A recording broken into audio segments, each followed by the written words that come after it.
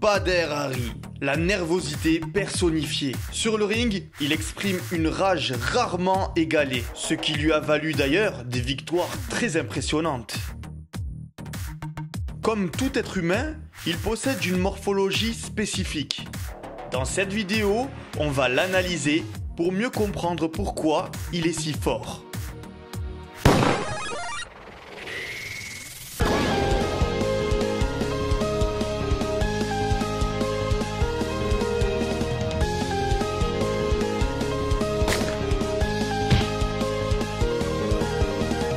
Si t'es là, c'est que t'aspires être solide. Solide comme Solid Mike. Aujourd'hui, on va parler de Bader Hari. C'est le premier combattant de kickboxing dont j'ai été fan. En effet, j'avais 16 ans, je traînais sur YouTube et je suis tombé sur une vidéo de lui où il montrait ses plus gros exploits, des highlights, on appelle ça en anglais. Revenons à mes 16 ans, à l'époque, je me prenais vraiment pour Bader Hari. Recording, Michael. Prends le téléphone, je le démonte devant le caméra. Non, non, pas le bazar.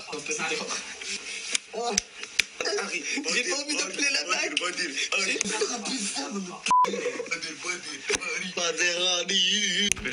Et on organisait des combats au lycée. À ne surtout pas reproduire, il y en a un qui avait fini à l'hôpital quand même. Je vous jure que c'était pas moins. À cette époque-là, avec les Goumzid, on était inscrits dans un club de boxe thaï. Je vous jure, c'était la misère. À moins de 60 kilos, j'étais avec des adultes là. Ils faisaient tous 80 kilos, je me faisais éclater dans mon club. Du coup, la boxe thaï, j'en ai fait que 4 mois et puis après, je me suis inscrit à la musculation. On se bagarrait d'ailleurs à la sortie de la muscu. Pour reprendre le MMA 3 ans plus tard. Bref, grâce à ces images d'archives, vous pouvez vous rendre compte à quel point j'étais fan. Et ouais, j'étais petit, j'étais jeune, je voulais être un bad boy à l'époque.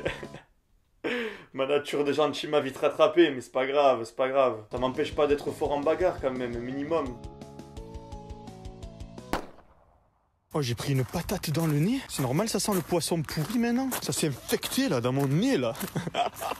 C'est normal que j'ai envie de mourir là. Hein, c'est normal que je suis dégoûté là pour avoir pris une grosse patate là.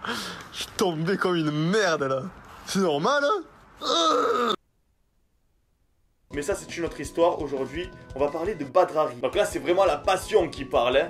Mais bon, ça m'empêche pas non plus de faire ma propre publicité, faut bien gagner sa vie. Vous avez mon site internet solidmike.com sur lequel vous allez retrouver des programmes à faire en salle de musculation pour tout objectif, tout niveau. Tu veux perdre du poids, tu débutes, il y a un programme. Tu veux prendre de la masse, t'es confirmé, il y a un programme aussi. Aussi, je vous signale que c'est Prozis qui me fournit un complément alimentaire. C'est là-bas que je prends ma whey, mes flocons d'avoine et mon beurre de cacahuète. Donc si ça t'intéresse, tu as moins 10% avec le code SolidMike. Tu vas dans la description, il y a le lien du site, tu tapes SolidMike, moins 10% et de nombreux cadeaux. Fais-moi confiance, c'est de la frappe.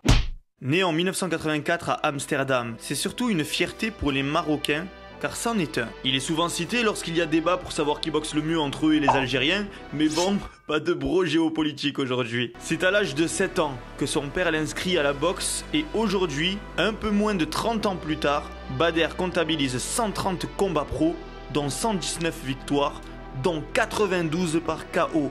Un palmarès vraiment impressionnant. Niveau morpho, Bader a des segments relativement longs par rapport à son buste, ce qui fait qu'il aura de moins bons appuis s'il gère mal sa hauteur, car il a un centre de gravité naturellement haut. Cependant, et je suis bien placé pour le savoir, il possède un sérieux avantage, une grande portée sur son direct, qui lui a d'ailleurs servi pour ce magnifique KO.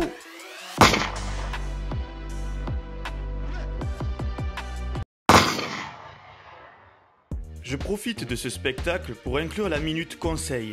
Envoyez un bon direct. Mes connaissances sont basées sur ce lingot d'or. Je ne me prétends pas être aussi savant que Gundil et Delavier, mon seul but étant de créditer leur boulot, en vous conseillant leurs livres si jamais vous faites un sport de combat. Dans celui-ci, ils révèlent l'importance du groupe musculaire mis en action lors d'un coup de poing. Chez un débutant, 38% vient du bras contre 25% chez le champion. Chez le débutant, 45% vient de la rotation du torse contre 37% chez le champion. Chez le débutant, 17% vient de sa jambe arrière contre 38% chez le champion. Bien sûr, je vulgarise, mais cette information m'a énormément servi pour la pratique du MMA et m'a beaucoup aidé pour adapter mes entraînements de musculation, mais aussi rendre mes coups de poing bien plus efficaces. Je vais ajouter mon petit conseil personnel.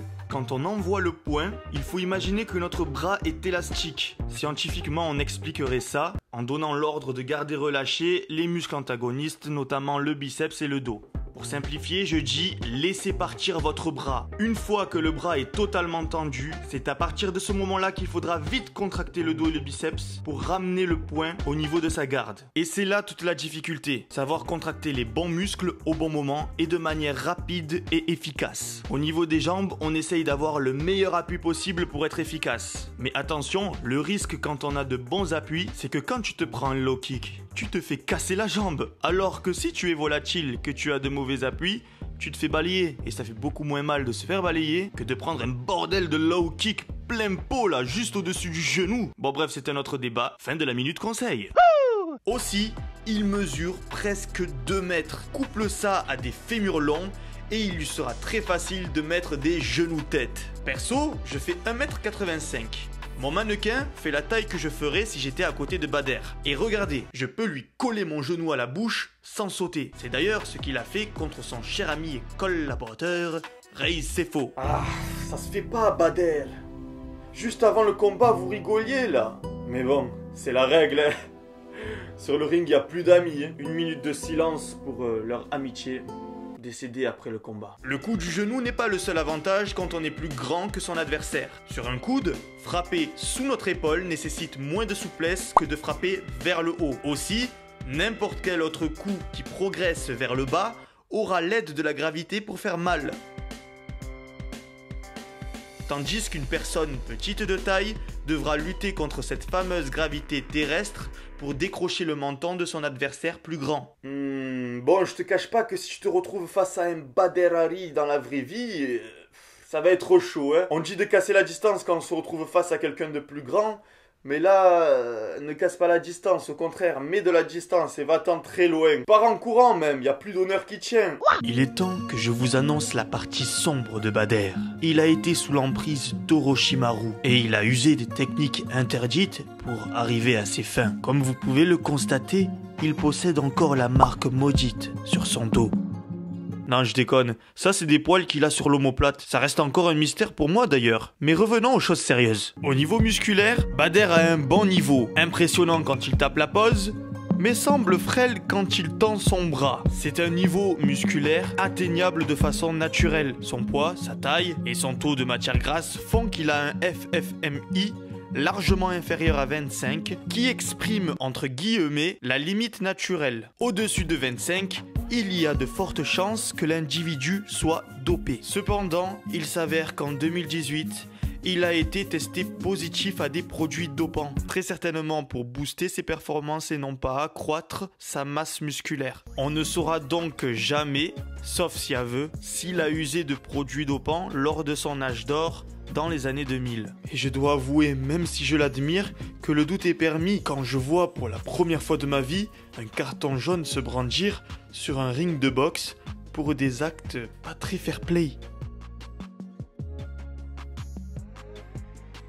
Et forcément, je suis un petit peu déçu d'apprendre qu'un de mes boxeurs favoris use du jutsu interdit. Mais c'est absolument pas une raison pour abandonner ou lui jeter la pierre. Soyons juste fiers de travailler dur pour nous-mêmes.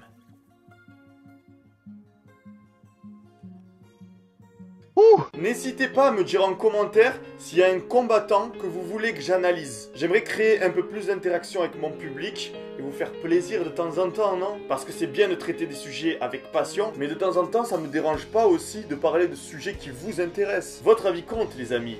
Mais votre like surtout. Donc like la vidéo, pense à t'abonner, activer la cloche pour féliciter le travail. C'est la manière gratuite la plus simple pour me remercier. N'oubliez pas qu'il y a mon site internet si jamais vous voulez devenir musclé.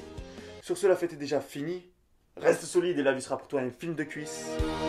Peace.